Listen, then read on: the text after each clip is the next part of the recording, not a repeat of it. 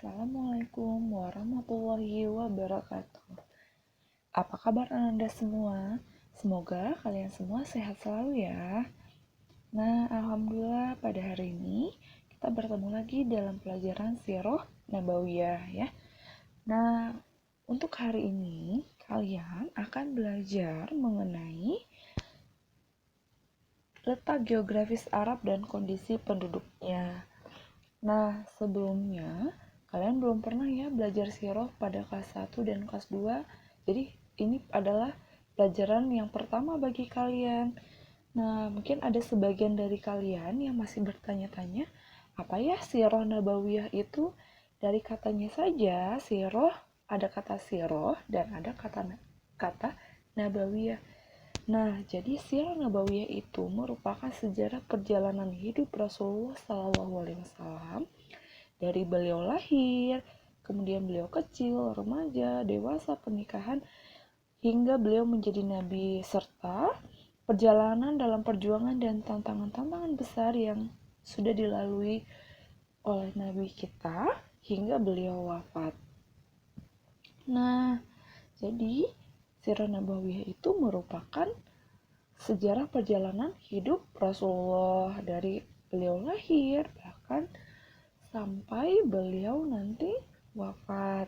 Nah, di sini kita akan membahas dulu sebelum masuk ke kisah Nabi pada saat beliau lahir, kita harus tahu dulu ya bagaimana kondisi Arab pada saat itu, pada saat sebelum Nabi lahir ya. Nah, untuk hari ini kita akan belajar mengenai letak geografis Jazirah Arab. Menurut bahasa, kata Arab berarti padang pasir, tanah yang gundul, dan gersang. Nah, artinya Arab itu adalah daerah yang merupakan banyak daerah padang pasir, tanah gundul, dan wilayahnya sangat gersang. Berarti wilayahnya tidak ada air dan tanaman. Nah, Jazirah Arab memiliki kondisi alam dan letak geografis. Nah, apa ya? Bagaimana kondisi alam dan letak geografis Jazirah Arab? Nanti akan kita pelajari ya. Nah, di sini dari arti kata Arab yang merupakan padang pasir, tanah yang gundul, dan gersang, itulah kondisi alam dan kondisi alam di wilayah Jazirah Arab. Sehingga karena kondisi tersebutlah, karena kondisi alam dan letak geografisnya, menyebabkan Jazirah Arab itu seperti benteng pertahanan yang kokoh ya. Jadi Jazirah Arab itu merupakan benteng pertahanan yang kokoh sekali ya, sehingga penduduknya tidak memperkenankan bangsa asing untuk menjajah dan masuk ke bangsa Arab. Kenapa? Karena kondisi alam dan letak geografisnya, sehingga mereka tidak memperkenankan bangsa asing masuk ke wilayah bangsa Arab ya. Nah, kemudian penduduk Jazirah Arab karena tidak ada bangsa asing yang menjajah dan masuk ke bangsa Arab tersebut, maka penduduk Arab mereka merasa hidupnya merdeka ya. Nah, mereka merasa hidupnya merdeka sekali. Padahal waktu itu Jazirah Arab bertetangga dengan dua imperium besar pada saat itu. Imperium itu sama dengan sebuah kerajaan ya. Jadi pada saat itu mereka bertetangga dengan dua kerajaan besar, yaitu kerajaan Bizantium atau disebut juga dengan kerajaan Romawi dan kerajaan Persia. Nah, jadi pada saat itu Jazirah Arab penduduknya merasa hidupnya sangat merdeka. Kenapa? Karena mereka memiliki benteng pertahanan yang kokoh. Kenapa bisa mereka memiliki benteng pertahanan yang kokoh? Karena mereka sebagian besar wilayah mereka itu wilayahnya merupakan wilayah padang pasir, tanah gundul dan gersang ya. Jadi mereka tidak mau bangsa asing masuk ke wilayah mereka. Jadilah mereka merasa hidup mereka pada saat itu, mereka merasa hidup mereka sangat merdeka sekali. Padahal pada waktu itu mereka bertetangga dengan dua kerajaan besar, yaitu kerajaan Romawi dan kerajaan Arab. Nah, sekarang kalian coba lihat, ini merupakan peta Jazirah Arab. Nah, Jazirah Arab ini, ini ya, ini merupakan peta Jazirah Arab. Nah, di sini ibu kota Jazirah Arab itu adalah Riyadh ya. Apa ibu kota Jazirah Arab? Ibu kotanya adalah Riyadh. Kalian bisa lihat ya, Riyadh itu adalah ini letaknya di tempat yang sudah ibu beri tanda kotak hitam ya. Nah, di sanalah letak ibu kota Jazirah Arab. Kemudian kita akan belajar perbatasan Jazirah Arab. Nah, kalian sudah mengenal batas-batas wilayah, ada sebelah utara, ada sebelah barat, timur, dan selatan. Nah, batas-batas wilayah ini tentunya kalian sudah paham ya. Yang utara bagian sebelah atas, yang selatan itu adalah bagian sebelah bawah. Nah, yang timur itu adalah bagian sebelah kanan, dan yang baratnya adalah bagian sebelah kiri. Nah, untuk mengenal apa saja ya wilayah yang berbatasan dengan Jazirah Arab. Nah, di sini untuk memudahkan kalian, ibu udah beri tanda kotak yang berwarna coklat. Apakah kalian sudah melihatnya? Nah, di sana ada berapa kotak ya? Ada 1, 2, 3, 4, 5, 6. Ya, ini 1, 2, 3, 4, 5, dan kemudian ini 6. Ya, yang pertama ini ada Syam, kedua ada Irak, ketiga ada Teluk Arab, keempat ada Laut Oman, kelima ada Laut Merah, dan yang keenam ini ada Laut Hindia. Biasanya kita kenal juga dengan Samudra Hindia atau Laut Hindia. Nah, sekarang dari peta ini kalian bisa melihat ya, sebelah utara Jazirah Arab berbatasan dengan apa ya? Coba sebelah utara berarti bagian atas ya. Nih, sebelah utaranya berbatasan yang mana ya? Nah, ini yang di atasnya ya.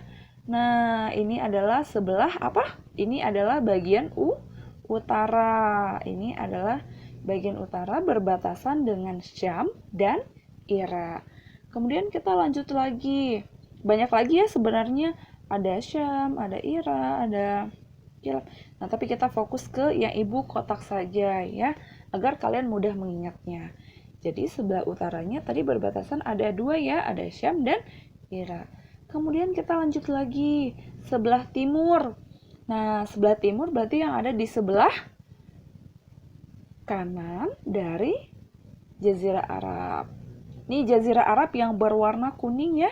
Nih, Jazirah Arab itu di tengah-tengah ini yang berwarna kuning ya. Kenapa berwarna kuning? Nah, itu karena pada saat itu mereka memiliki wilayah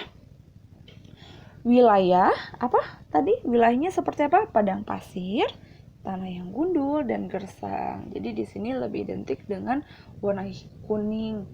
Kenapa warna kuning? Karena wilayah Jazirah Arab pada saat itu mereka memiliki wilayah yang apa? Coba masih ingat? Karena mereka memiliki wilayah, sebagian besar wilayah mereka itu adalah wilayah padang pasir, tanah yang gundul, dan sangat gersang sekali ya. Nah, selanjutnya